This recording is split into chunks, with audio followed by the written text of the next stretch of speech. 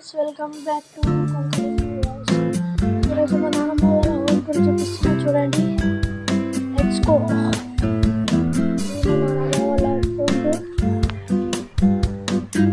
ఇది మన బంగ్లా పైకి వెళ్ళడానికి స్టెప్స్. ఇక్కడ మొత్తం గార్డెన్ ఏరియా, ట్రీస్, ఇది మొత్తం గార్డెన్ ఏరియా. CCTVs. కొంచెం ముందు వెళ్ళినట్టయితే ఇదైతే మెయిన్ డోర్. ఇదైతే ఇటు బాత్రూమ్ సెక్షన్. ఇదైతే సంపూర్ణది బైక్స్.